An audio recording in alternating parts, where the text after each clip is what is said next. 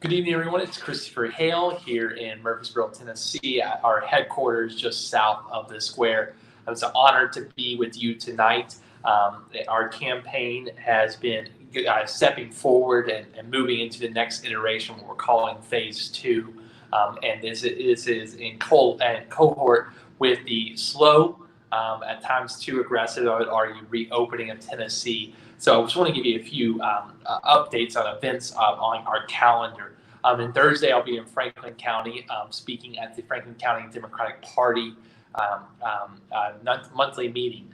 But on Saturday, on June 20th, we will have an event, our first in-person event outside of the campaign headquarters. We're having a drive-in rally, which you can bring your vehicle to Rockvale, which is here in rural Rutherford County. And we're going to do an old style rally, as a Sleeping Douglas type event. We have a lot of people that have already signed up, and I hope that you'll join us. You can find out more about this event on my Facebook page, my social mediums, and on our campaign account. But tonight, it's a tremendous honor to have with me Eric Patton. Eric Patton is a seventh generation Tennessean, so compete with that, Billy. I think you only got 6 generations. So Eric Patton's a native Tennessean, a seventh generation Tennessean. He was from Pall Mall originally, which is actually the hometown of our former Congressman Lincoln Davis. Eric is an LGBT Tennessean, and he has a particular experience of being a gay man in rural Tennessee. I really want to highlight this in this particular way. Oftentimes when we talk about LGBT issues, they too often get talked about in an urban context. As Eric was a prominent supporter here in Tennessee of Mayor Pete Buttigieg, the first openly gay man to run a prominent campaign for president of the United States, and the first gay person to win a primary or caucus. He did win the Iowa caucus. But Pete Buttigieg said it well, that yes, being gay in every part of this country can be difficult, but it is particularly difficult in middle America, and it always has been. And so I want to make sure when we talk about LGBT equality, that we don't forget that those who suffer from LGBT injustices oftentimes reside in our backyards in rural Tennessee. So Eric, it's an honor to have you on. And can you hear me okay? I can. Can you hear me? Yes, I can. And Eric, thank you so much for being on. You're a fighter. You are on the board of governors of HRC, but you have this incredible experience of being a lifelong Tennessean. And you and I are similar in age, and you grew up in a time that it was very difficult. It still is, but it's very difficult to be a gay man, particularly in rural Tennessee. So I was hoping that you would give our audience, our listeners tonight, just a sense of your background, your story, and how you got to do the work you're doing now. Sure. So hi, everyone. And thanks again for having me tonight, Chris. I'm really happy to be here. So I grew up in Fentress County. We pronounce it Pall Mall, not Pall Mall, but I grew up there. It's in Fentress County, which used to be part of the 4th District. My cousin was Lincoln Davis, and that's how I kind of got involved in politics in the first place. He, along with the chair of the party, her name was Karen Wheely, still is. She's back being the chair after a break. She got me involved and drove me around to a bunch of meetings, and I just kind of took off with some activism work. I've started with the Tennessee Young Democrats.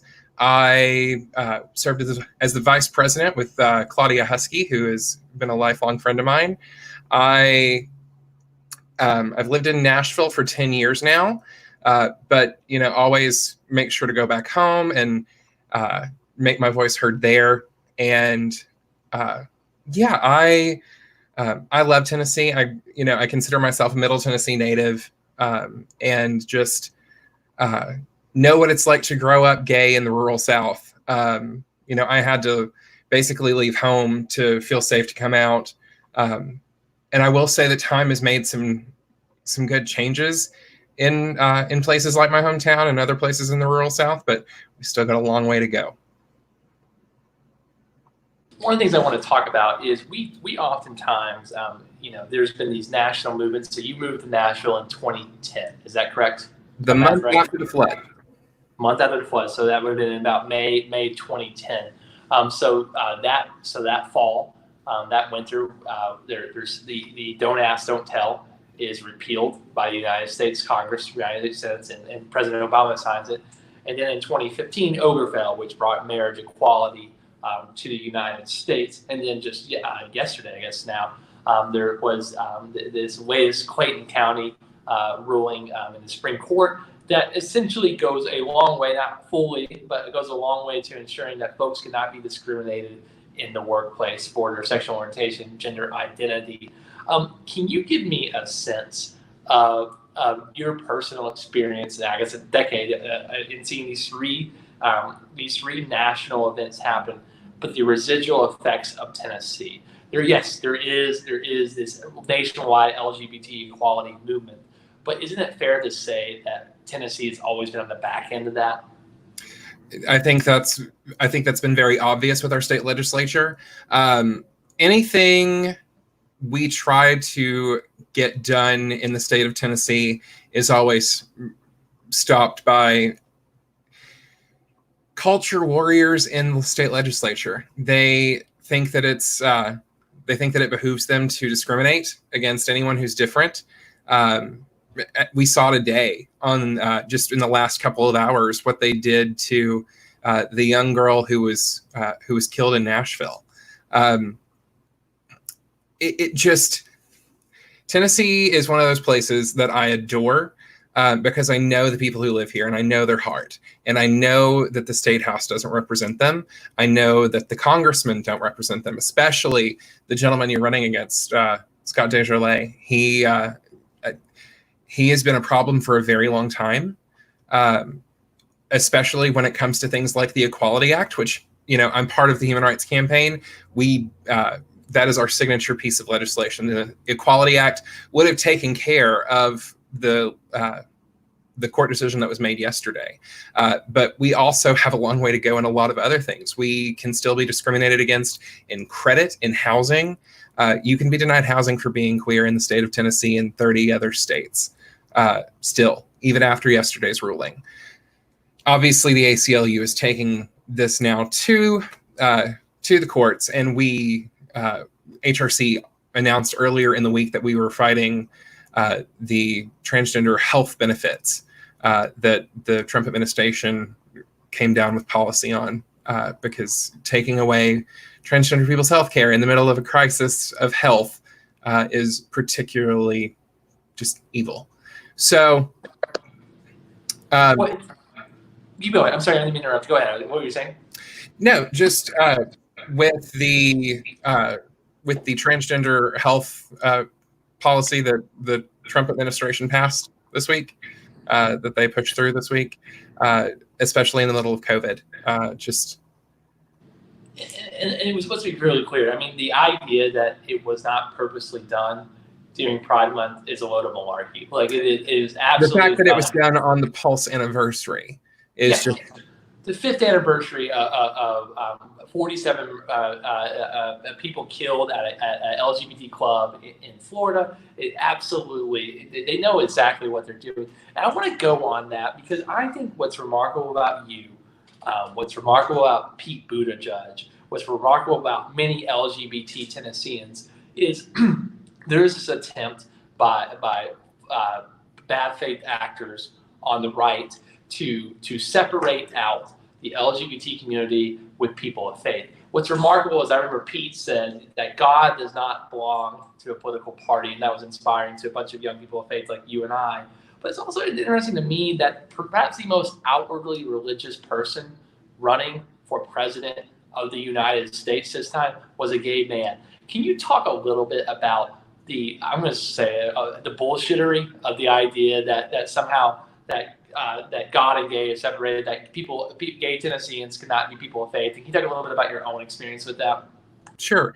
I grew up in the church. I still go to church every Sunday. Well, not now during COVID, but I still tune in.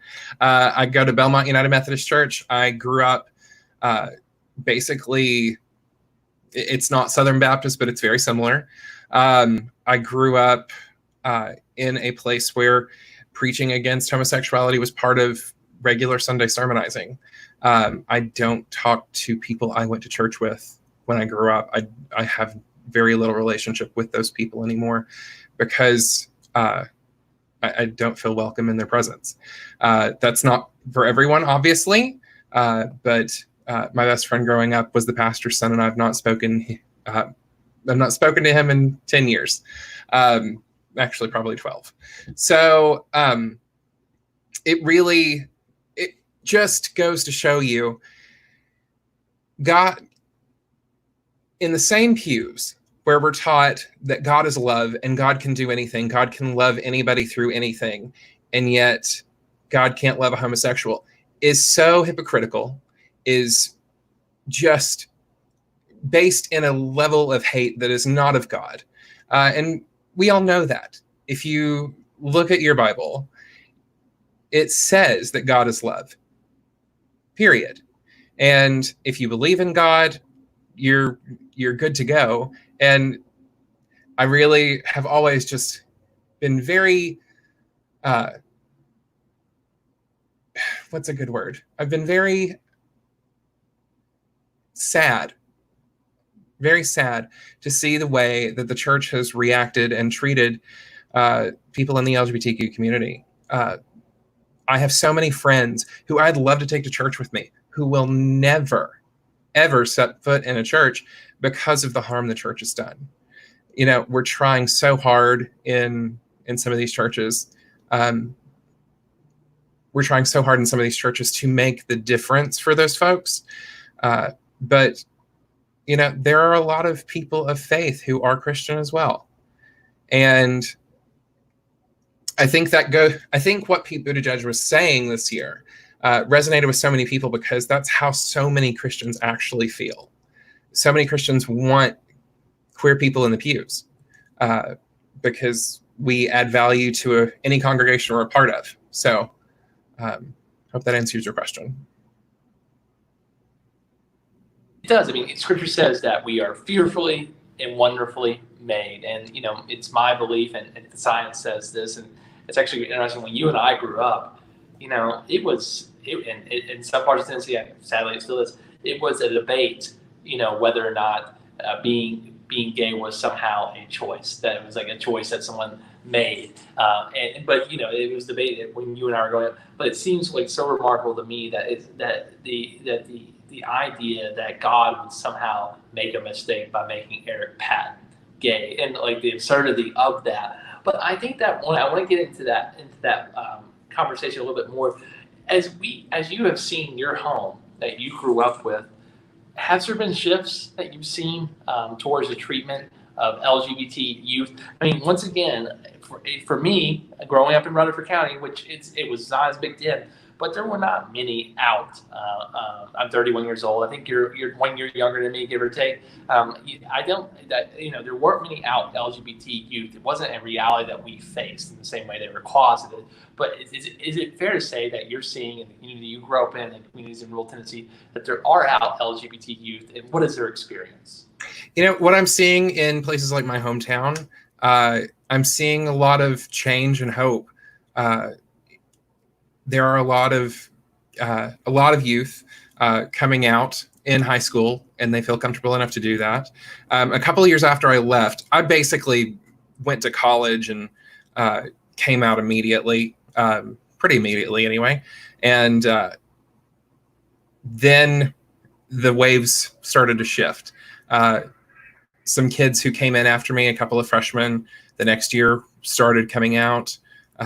And now it's from what I understand, it's pretty safe in my hometown to go to that high school and be yourself. There are some caveats to that rule, of course, but it's getting better.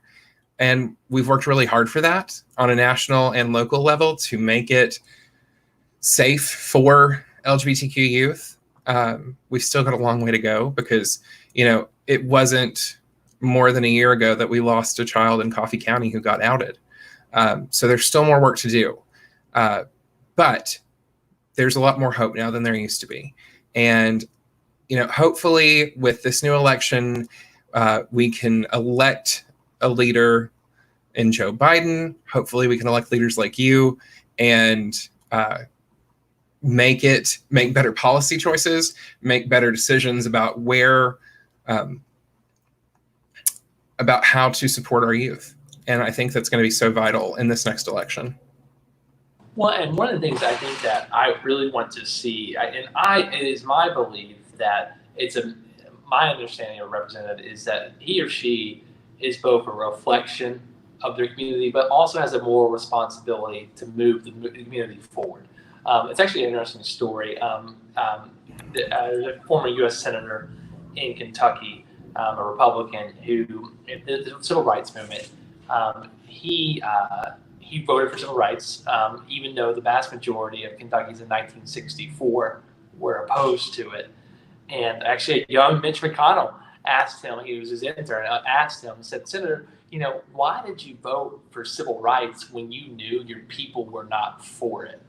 And the senator responded, he said, Mitch, I am the United States Senator from Kentucky. Yes, I represent my community, but I also represent the nation writ large, the entire country. And I think what's remarkable about it is that, yes, we have to acknowledge that there are some parts of our home that you and I love, that you and I were both born in, that we have the moral obligation to move forward via the force of law and lawmaking. And we do that because we love where we're from, and we want to have a better future for our posterity, our kids. And I just kind of imagine with that, what's been so remarkable to me is it seems like the number one goal of the Tennessee Republican legislature in the House is to spit on the LGBT community. The obsession with it makes you wonder, like this obsession with denying the rights of LGBT Tennesseans and going all in on that in the midst of, we have a huge health crisis, and yet we're fighting about transgender bathrooms and nonsense that and they're trying to imply that there's some. I think this is the honest assessment. When they look at the legislation, I think there's some great homosexual threat to Tennessee. And so, can you explain to me what do you think? If you don't mind, what do you think undergirds this? What is the reason why they're doing this? Is it score political points, or is there some illegitimate fear that's making this happen? It's to divide and conquer. That's been the Republican playbook number one rule for the last 2 decades. I saw that there's a book coming out by Rachel Maddow's producer talking about how Republicans are seizing power, and for power's sake, they don't want to do anything with it. They just want to make their own decisions and basically take as much money from federal contracts and figure out their insider stock tradings. It's to divide and conquer. It's seriously only to create division. It's only to cause a rift. And they don't care. They do not care who they hurt. They don't care about the trans kid who is scared to come to school. They don't care about the LGBTQ kid, like the little gay child who wants to be honest with his parents. It's such a lack of care. And it's rooted in such a sense of ignorance that I feel bad for them almost. They don't know queer people. That is a big part of their problem. And I think that's a big part of the problem in rural Tennessee is it's so hard to know queer people, and all you've ever heard about them is bad. If you're going to church, if you're going to certain groups and clubs, all you hear about is bad. And Republicans have always used divisiveness and fear to maintain their grip on power, and they've made us a boogeyman. LGBTQ kids, especially trans kids these days, have been made the boogeyman of the state legislature. And it's just ridiculous. It's a small group of kids anyway, and they deserve their rights. They deserve to be treated equally and fairly under the law, because that's what the 14th Amendment says. So it's sincerely to maintain their grip on power through fear and divisiveness. They know that it's easier to divide and conquer than unite and win. That's how they do it. Well, it's remarkable to me because it seems like they want to talk about the homosexual threat in Tennessee, because they don't want to talk about how for 70 days this government did nothing to stop the coronavirus. before it came, and then after it came, they did nothing to help us. It's a tactic of changing the topic. It seems like the Republican Party in Tennessee runs a cottage industry on lifting up these fake issues, these fake threats every 2 years to win elections, but they don't actually deal with the real threats facing everyday Tennessee. I tell you what, like if we want to make things better in rural Tennessee, I don't think banning transgender, banning transgender bathrooms, same-sex bathrooms. I think going down that route isn't going to do a damn thing. I think what we'll do help is expanding healthcare and ensuring that we have good hospitals, good jobs, and living wages. And it's remarkable to me. I hope and I believe, and we're going to be talking to LGBT youth across the 4th congressional district in these forums. It's my belief that on person-to-person encounters, that is the best way that we can change the reality that is facing on the ground in Tennessee. But also, too, I think that I think it is no longer the wedge issue that it was even 5 or 10 years ago. I mean, I think probably, I don't know what you think. You moved to Nashville 10 years ago, in a decade. We've made progress. We have. It was always said that thank God you can marry on Saturday, but then you can lose your job for getting married on Monday. Mm-hmm. Now we've got to that.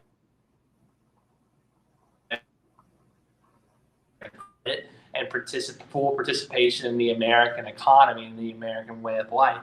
But it seems to me that there is this shift turning, but we have a particular obligation, I think, to really push the ball forward in rural communities where you come from. We have questions, Eric. So let me give a question to you. This is from a woman named Anita on social media, and Anita asked, she asked you, Eric, what is the number one next issue that you want the federal legislature to take up? And maybe it's the Equality Act, but what would be the number one issue that you want? And do you want to talk a little bit about the Equality Act? I would love to talk about the Equality Act. Go for it. So it's already passed in the Congress. Scott Desjardins voted against it, as well as did every other Republican member of the Tennessee caucus. The Equality Act would give equality to everyone in my community. We would be able to have the same rights in credit, in housing. We have employment now that would enshrine it in law. And it's so important because who knows what's going to happen? Who knows if, God forbid, if Trump wins another term, he's already made it clear that he wants to go after the LGBTQ community. We need those rights as fast as possible. The Equality Act is the first bipartisan piece of legislation to ban discrimination against the queer community. And it has support across the board. It has support across all political backgrounds. It's supported from unions to financial bureaus. We have hundreds and hundreds of supporters from the business community who've written in support of the Equality Act. It's time. Mitch McConnell in the Senate has let it go to his graveyard because he likes to call himself the Grim Reaper. It sits there with a bunch of other pieces of legislation that would help a lot of other Americans. And it's time to bring those things up. It's time for some zombie bills, I guess, because they don't need to be in a graveyard. They need to be brought into the light. Well, and I think that bill had 208 co-sponsors the day it was introduced, which is the most of any bill in the 243-year history of our country. And I believe the last polling said it has support of 75% of Americans, and the majority of Republicans even here in the South, and definitely the vast majority of Democrats here in the South. And I promise you, Eric, that if when I'm elected and I put my right hand in the Bible and the left hand in the air and take the oath of office on January 5th, 2021, the first thing I'll do is become a co-sponsor of the new Congress's version of that Equality Act. And so, Eric, when I do win this election, I got a favor to ask of you. Will you come with me to Washington? Will you come celebrate with me? And can we have a rural congressman from rural Tennessee who is for full LGBT equality? Will you be with me on that day? I absolutely will. Okay. Well, Eric, I really appreciate you joining me tonight. Thank you so much for your work in the Democratic Party, but also truly for the LGBT community and for every Tennessean. What you are doing is you took a risk and got out there well before This was popular. This is well funded, and you were there at the tip of the spear. And anything we see in results, both nationally, but also here locally, we know that if we had a bust, if we had a statue, that Eric Patton would be on it for all you've done for this state. So thank you so much, Eric. Thank you, sir. Thank you. That was Eric Patton, who is an incredible young leader in this state, particularly among rural Tennessee and LGBT equality, and I'm honored to have him on. We will be having LGBT youth across the 4th Congressional District in the days and weeks and months ahead so that we can hear their lived experiences. Eric made a broad mention to a young man named Channing Smith, who was in Manchester, who was outed against his will and committed suicide. And there's a DA down there, Craig Northcutt, who refused to take action, and his family rightly said that they fear that the district attorney is anti-gay. So there's a lot of work to be done. The idea that some people say, oh, the movement's over. Are you kidding me? No, we have so much work to do, particularly here in our backyard. And I want to make a promise to every LGBT Tennessean. I want you to know this. I hear you. I see you. I love you. And when I'm elected to Congress, I will fight like hell for you, your dignities, your rights before each other, before our God, and before this government in the United States Congress. And I'm humbly asking for your support. Thank you so much for joining me tonight. If you are with me, if you want to be with this movement, I'm asking you to text Hail Yes, one word, to 31996. That's Hail Yes to 31996. That puts you on our radar. That lets us know that you are with us, and we will get you the resources so that you can vote for us on Election Day. But I'm also looking for your help. Our campaign is sustained by small donors throughout this state and throughout the entire nation. Thousands of them, literally in the first 2 months, less than 2 months of running for office.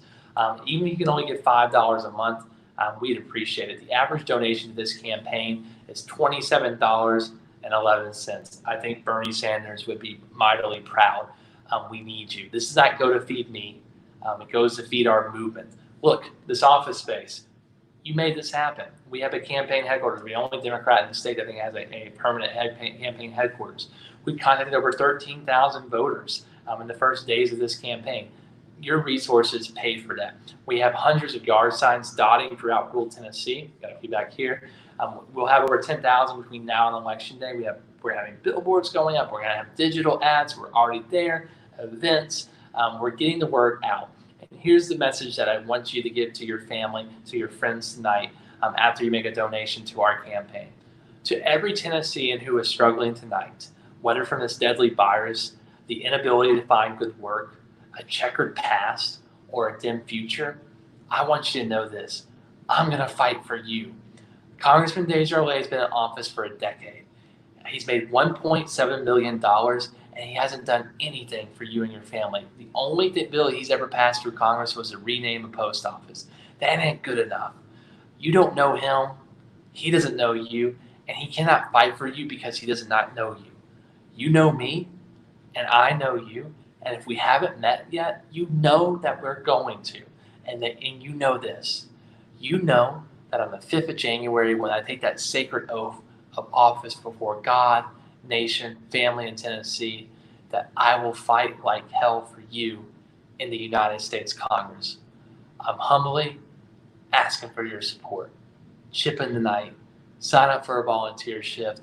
Come visit the office. Get your signs. Sign up to be a part of this movement as we work to make of this special state something all the more special still. Thank you. Good night. God bless you. And may God protect our troops.